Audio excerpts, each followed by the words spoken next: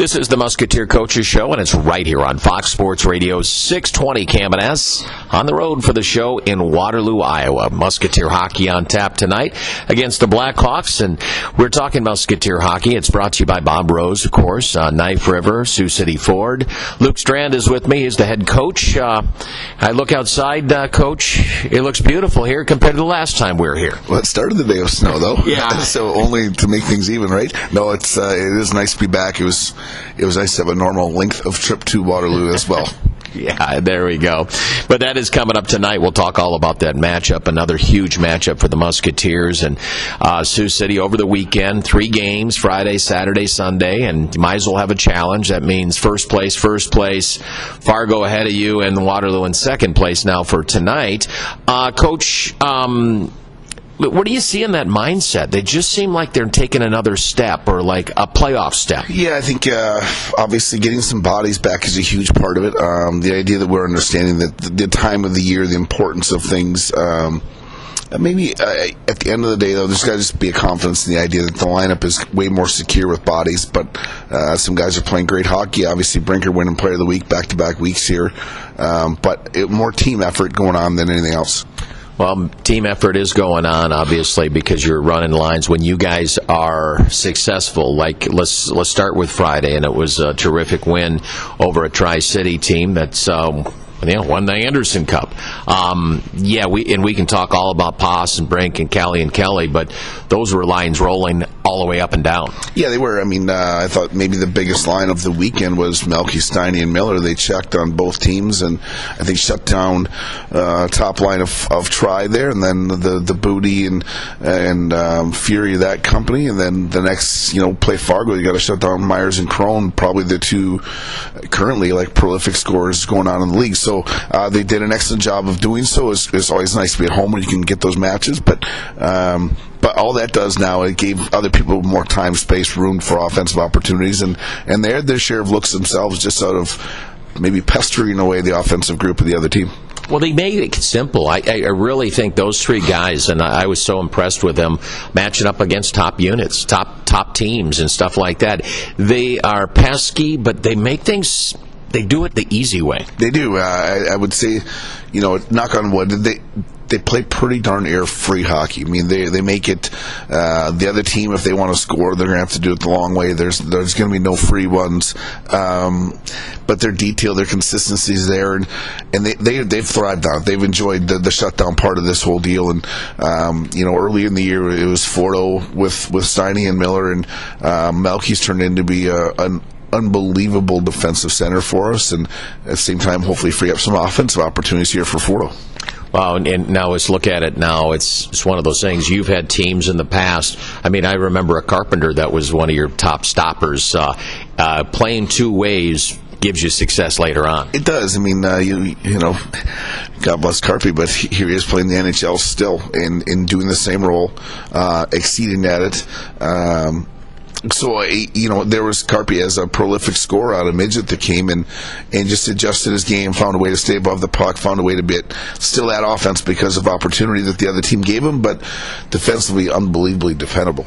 Well, and that's one of those things. And it has to be tough for these guys because they all scored. Every one of these guys scored a ton, and now they're up against top units out there trying to do something a little different. Yeah, it is. And, Steiny, all-state hockey player. Melky, all-state hockey player. Millsy was as good a hockey player as there was in midget, coming out of midget in his day there. So, but the idea of what they're responsible for is just their own puck support offensively, and then defensively they just work. They work to get over it. They make it, like I said earlier, make it the offensive team take the long way to the net. Well, let's talk about now that game against Tri-City, and it was a battle, and it turned out to be an overtime victory. And the other key is that it turned out to be a come-from-behind victory too. It did. I mean, there was part of that game there where you felt pretty darn good about it. our start there, to score first and play in the front is a big thing against those guys, and not do it, but yet just stay on it and stay with it. That early goal in the second period was a monster goal, like 20 whatever seconds into it. It was a power play goal. I think Marcus scored it, so that gave us a pretty big boost as far as that goes. But Try's the team they are for the reason they are, and that's they climb back in it themselves. So. The one thing, going back to part of our beginning conversation about our team right now is the ability to stay on it. Like, we haven't, once we've got on our game plan, we really haven't got off of it. And if we have, we've got back to it before the end of the game, and instead of just derailing. So, I think when you start to be timely, which we are being very timely again, it's got a lot to do with our depth. And that's what happened that Friday there against Tri. Luke Strand, the head coach of the Sioux City Musketeers. This is the Musketeer Coaches Show. Game time tonight, 7 o'clock. And staying with it, your top players are playing and scoring, obviously. You look at some of these numbers, it's just crazy. Bobby Brink, last 7 games, I believe, has 15 points. And, by the way, he's 1 point ahead of Pospisil in that same span. That Friday game, I rarely see the guy ever shoot because he sets up an awesome assist, but it was really kind of nice to see Pas come away with the game winner. You couldn't be more proud of the kid. I mean, his family's been over here for 10 days, and little brother's getting him to watch him really play hockey for the first time ever. So to come out and play the way he played for one with his family in town, but then just be successful in scoring. Like there's the early part of the year where Pas didn't really shoot, and you look back a year ago.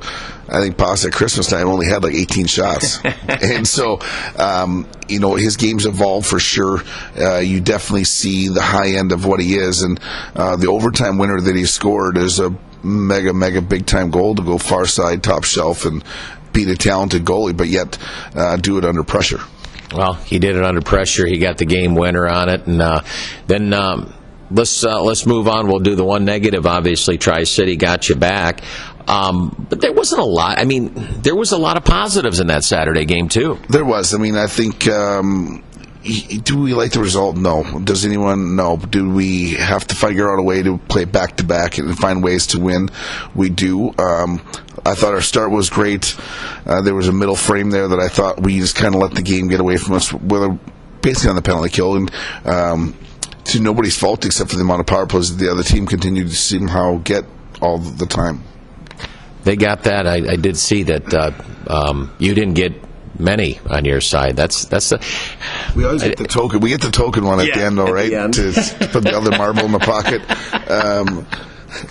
So makes it easy. You can explain the marble pocket later, but I mean, the idea they're Tries a very talented power play team, and to set them up, and we set them up with some bad situations as far as like back-to-back power plays when you're starting to get your game back, but yet you put them on the 5-4 again. So I think we had to kill a 3-5 in its entirety. So just some things we had to overcome, and we didn't get it done that way. But maybe some of the brighter signs were just the idea of what happened on Sunday.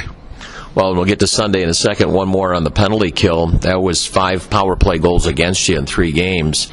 What are they not doing, or I mean, what has to happen at this time of the year? Yeah, I mean, as much as we say we have to execute on offense, you have to execute on defense.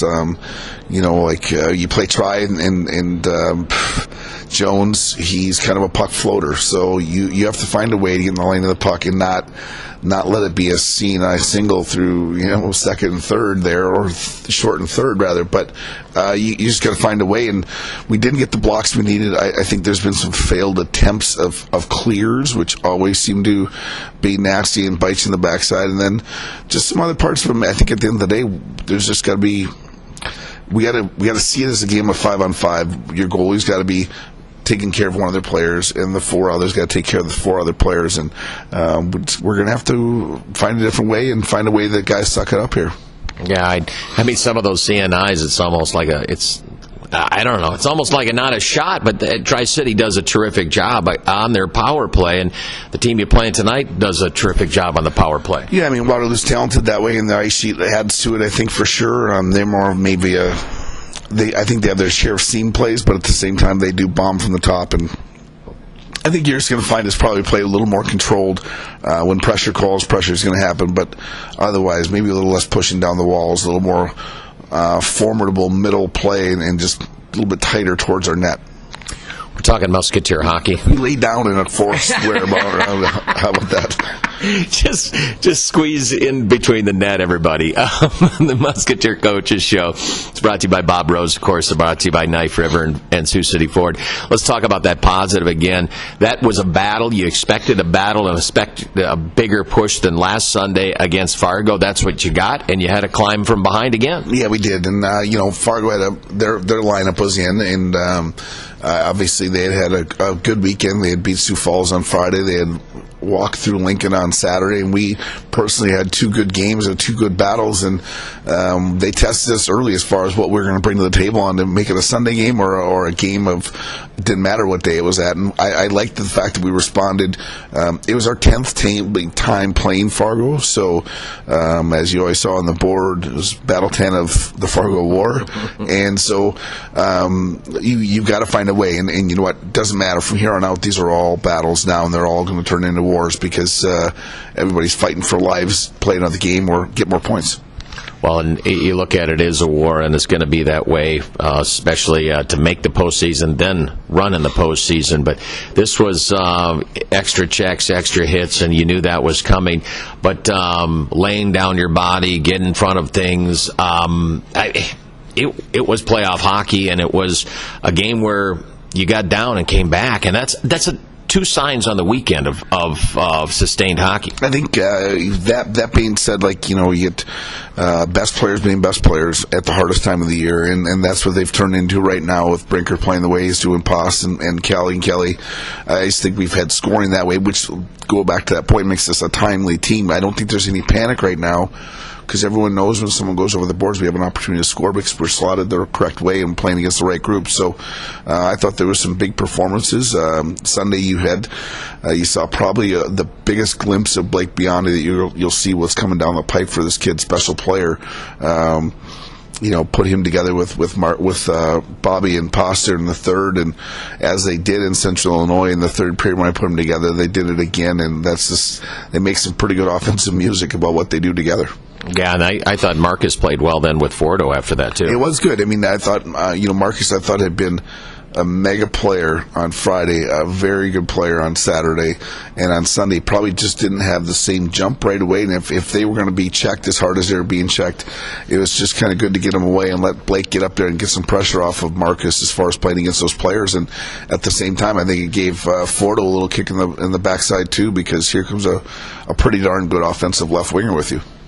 Well, let's talk about the game Bobby Brink had. He takes a stick to the face. He has a number of stitches. Then he takes another one, and then he decided he probably should put a grill on, and then he comes out and has a hat trick and gets a game winner. I mean, what else can he have? He took it off for today. He did. He got checked in the mouth there with cross-check, blew his lips right open. So did his things, came back in, and that's a moment I think of truth of a little bit of a player. It was just funny. I was walking back from the rink today, talking to a scout for an NHL team, and they're like, "Okay, what was the significance of his injury?" I'm like, "Well, when you see his lips, they're enormous right now, and stitches, the whole deal. But for him to stay focused and come back and be an offensive threat in a game that was nasty, it says a lot about what his upside is. It's incredible."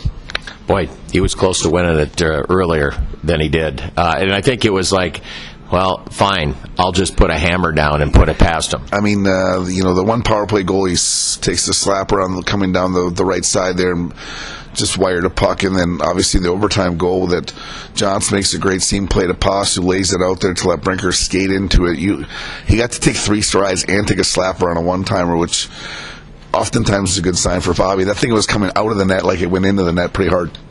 And you just mentioned Johnson and just amazing what happens to this team when he's out there, obviously as a captain, but also as a player. And if you had 3 stars, he was number 3A or B or whatever the case was, because he was awesome. I thought Justice, his maturity, I think he settles our team. He gives us balance. His ability to be a leader in the room is crazy good.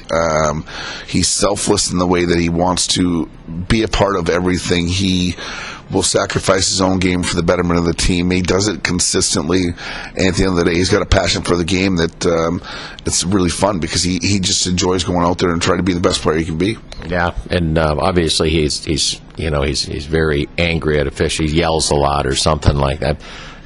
I'm sorry, I just had to bring it up. I asked what John said, what big bad things that Johns could have said, because you know the kid. There's nothing. And I'm like, so if he said something maybe volatile about you or your mother or your sister or your wife or something of that nature, I guess I get it, but that's not. So let's just make sure. So it's just crazy. But you know what? Good for him because he was angry. It was a moment of anger. It's a moment of emotion. Like we're playing an emotional game. And I mean, look at I spent more time talking to the ref this weekend than I probably ever will in my whole life. But it's exhausting. My voice would still tell you. Yeah, I would think so because a lot of part of that time was in front of the bench, not behind the bench. It was. I mean, there was just selfishly we had to slow the game down and get maybe the referee out of the emotion of the game as well. But I don't know. I'm all for the penalties. But when guys are getting taking liberties on and it's not responded by the official, then we need to do something about that. And you watched on Sunday, there's a baseball bat swing to the back of Pasta's legs. They score.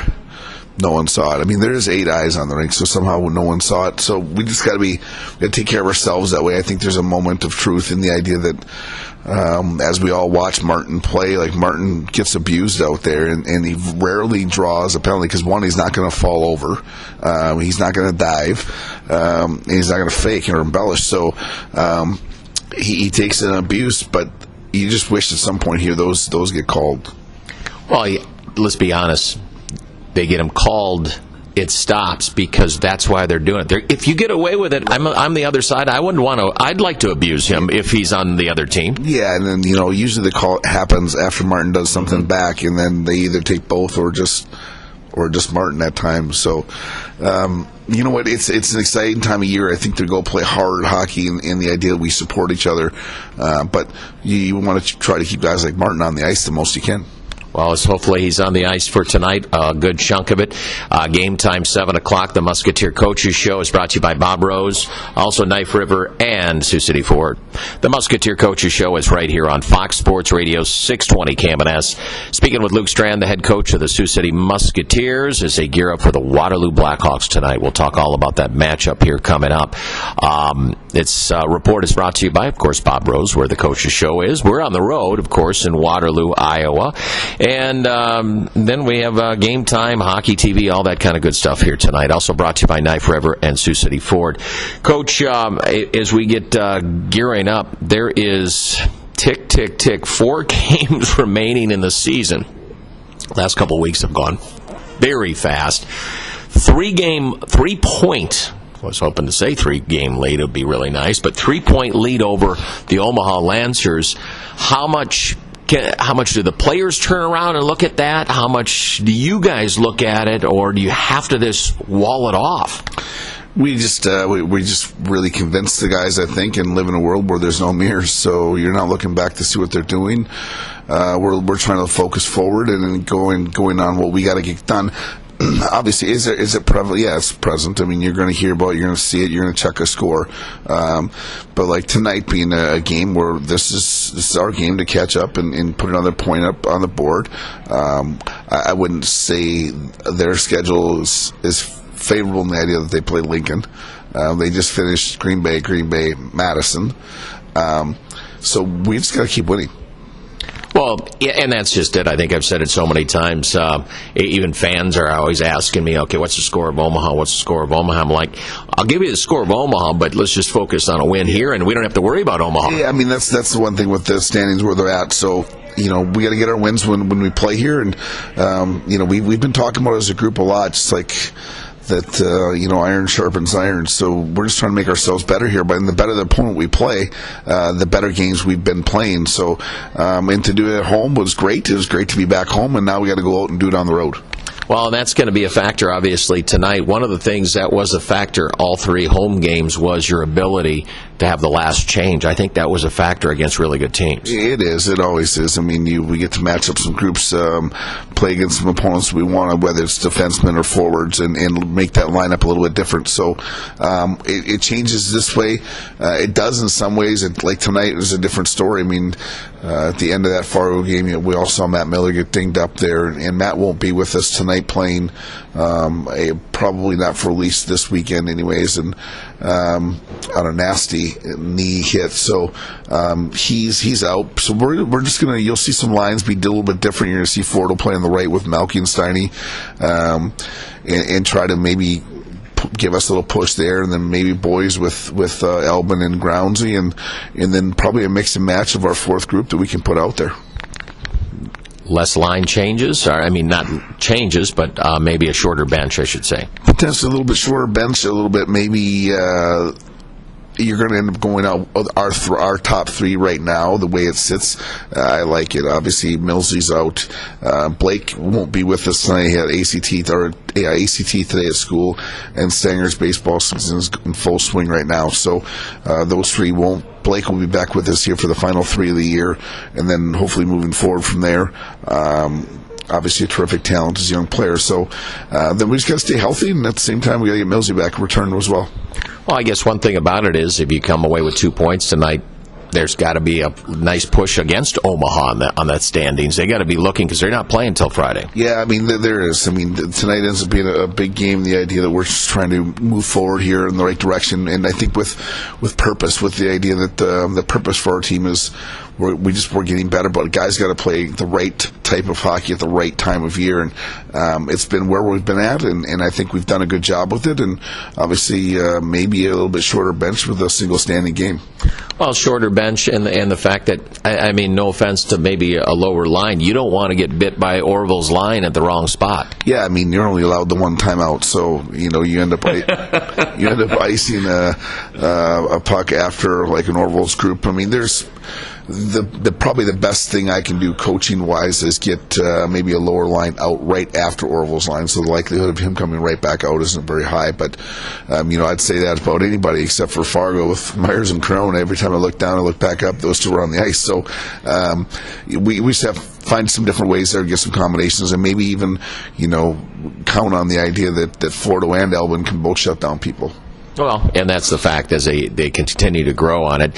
Now, do you are you going to try to structure, as much maybe as switch a line at the last second, but can you structure one way defensively and the other way forward-wise against lines? Yeah, I mean, you can. I mean, I think sometimes you end up, like I thought Pasta's group this weekend had a great weekend in the idea that their offense, they basically out-offensed another team's offense. That was their form of defense. They had the puck more than the other team. I think, you watched Melky's line last weekend that they were just a nuisance in the idea they played correct so long that the other team got frustrated and didn't do their thing. So that balance is there, and then we're going to have to count on our Ds, because sometimes our Ds probably got to give us a match, because I do think we have 6D there that can go out and play against anybody's players out there in the league. Musketeer Coaches Show is right here. Bob Rose, and I tell you what, it's brought to you by Knife River and Sioux City Ford. Talking with the head coach of the Sioux City Musketeers, that's Luke Strand. Game time tonight against Waterloo is 7 o'clock. Live coverage here on 620 KMNS, iHeartRadio on your smartphone, also Hockey TV. Describe what Waterloo is. Kind of when they're watching on Hockey TV for a watch party or at home or listening to the game, what are they trying to do? I know we got to start with offense, because they're very for offense. I mean, you're talking like the metal roof and the cowbells, not that part. You're talking the hockey part. You know what? I do. I think the one line there with Blumel and Orville and Ness are just, that's a high-end group. I mean, they've got almost 50 even strength goals on the year. Orville's had himself a terrific year. They have some structure that way. I think you're going to find Sorensen and Palmer. They'll play as a pair more than 30 minutes. And then I think that they've got some balance up front, and they use their rink in a very effective manner. I mean, they spread their offense out. It's an Olympic sheet, meaning it's 200 feet long, and instead of 85 wide, it's 100 wide. There's extra space there, and I think when you learn how to play in your rink accordingly, it makes a difference. But at the same time, they play in layers, so they'll attack your net. You're going to find more groups coming to the net later. They'll probably give up a little bit of risk at times because they're trying to add into their offense quicker, and you just got to take advantage of it. Well, okay, so you're talking about maybe coming on a breakout, and they'll come with layers. Guys dropping off a little bit as the rush goes on, or is it those defensemen pinching up, which or both? It's both. I mean, I think their D's are going to make their stands, but their forwards definitely drive and get going. But at the same time, I think their D's are active on offense as well. So we've got that going on, and we just got to play the right way. And I know it's a matter of time before they have a push. They always do. They've turned into be a very effective momentum team over the years as far as scoring back-to-back goals. I think when you look at their box score, oftentimes they score within a minute of each other here at least once a game, and partly their crowd, but partly the idea that they're wired up to keep attacking with some depth. Shoot, they score a goal, usually it's like Blumell's line the next, even if they scored it or whatever the case is. How do you slow that down? Do you come out with a grinding sense of just puck possession, just to slow it down and get it 2 minutes in the books? Yeah, I think so. I think there's a possession point of view. We talked about today in the pre-scout not having empty possessions or kind of being one and done, and but spending some more time in the offensive zone. I do think there's a big factor on our forecheck. We have to be on it, or we have to be over the top of it and give ourselves some numbers entering back into our own zone. As much as you can, you want your exits to be as clean as possible because they're a transitioning team, and whether they're D or making pinches or stands in the neutral zone, they're able to put it back to offense pretty quick. That's when I really see them going, is when those D turnover pucks in that neutral zone. They do, and you got to be almost a simple pay the price team that's going to be consistent with their performance while playing behind them. And early, make them go back to 50 pucks. Who cares? Like, literally make their D turn, go back and get pucks. Don't keep pucks in front of them. Now, in the other one, too, and we've talked about Olympic sheet in the past, and you talk about how the width is it tough to see that all you have to do is play inside the dots? Well, inside the dots, that space is going to be pretty even to any rink in the country. I think you'll watch this tonight on our ability to come back in their own zone. Our forwards aren't going to chase outside the dots very often. They're going to get to a dot lane and basically skate right up the dot lane and try to steal it off and really give our Ds that responsibility outside the dots with us filling up the middle with forwards. So because you start that extra 10 feet if it brings two people out of play, this is going to be someone's wide open for them. So we have to use it offensively for our own advantage, but at the same time we have to be aware of it defensively. Can you clear pucks out of your defensive zone by using those walls, how width it is? I mean, that's going to be tough for D or whoever. I mean, if you can still play by their forecheck. You can rim by 3, and you can do some things that way. I think, as far as it is for their D to get out and go, it's further for your wingers to expand and get out and make good plays as well. So it's a little bit give and take. I think the idea that once you spread them out, you can use the middle of the rink, and the inside of the rink is where you want to be.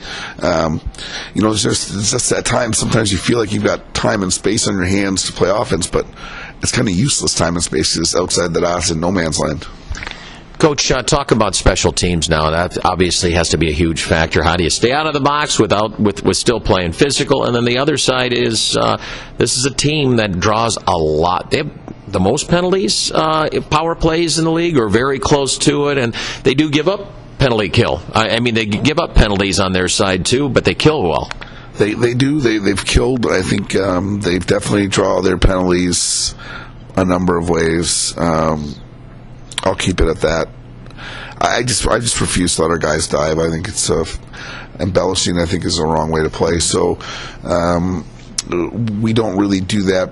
At the same time, I'll give their team a lot of credit. They work, and when you're a working group, you oftentimes draw a lot of penalties that way. And so we have to be very aware of what their power play and their plan of shooting, the way they can get through there. They keep bodies by the net for extra ones. And then on their penalty kill, you know what? They've got the ability to pressure. They go after you a little bit, and the idea that you maybe play a little bit defensively, offensively, because you know that they're going to pressure, whether it's on the breakout and they give you some up ice pressure, or it's on the end zone and they're trying to pressure the top and maybe get a free one out of you for a breakaway. So you got to be aware, but at the same time, just go execute. And sometimes I think as an opposing team here. you find that extra time and that extra space because of the rink size. It's as much as it is, it's not really producing anything except for buying more time. One, you mentioned the pressure. It's strange. Usually a team that pressures has a lot of shorthanded goals, maybe doesn't give up much.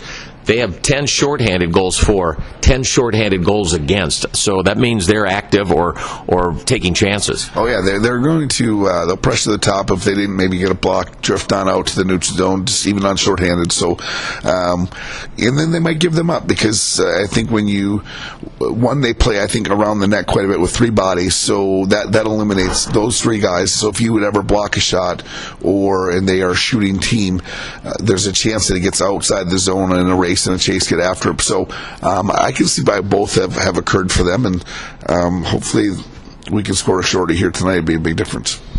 Who are you going to go with in net right now? Obviously, 3 games, 3 days. Crosby's been terrific. It's just fatigue factor and all that kind of fun stuff. Yep, Crosby's going back. I think he's done a good job for himself. I mean, there was a time on Saturday I was like, ooh, maybe I should get him out of here for Sunday, and then the more you watched, it wasn't him doing it. He was still sharp. I think we gave up 25 shots and 22 shots on Friday, Saturday. So the idea of getting through those games with minimal chances against in shots was good. And then to go back with him today, we traveled yesterday a day early, which we never really do here, just to let the guys sleep in, get some rest around here. It was a pretty quiet bus ride on the way over, and it was a pretty quiet evening around here because guys were pretty gassed.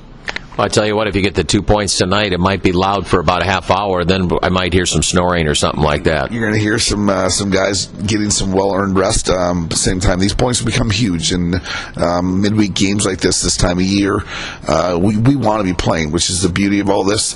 We just got to get in that rhythm of winning and playing, which is a good thing.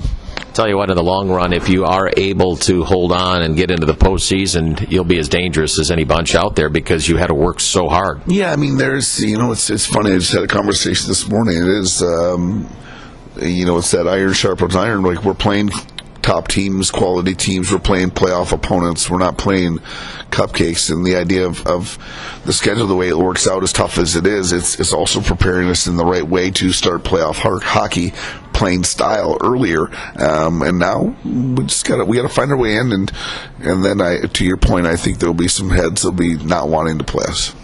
Coach, best of luck tonight. Thank you. That's Luke Strand. He's the head coach of the Sioux City Musketeers. This is the Musketeer Coaches Show, and it's at Bob Rose, and it's also brought to you by Knife River and Sioux City Ford. Game time, 7 o'clock, 6:45 is pregame. We'll have all the action here on KMNS. That's going to do it. All right, have a great night. It is your sports show and the Musketeer Coaches Show on Fox Sports Radio 620, KMNS, Sioux City.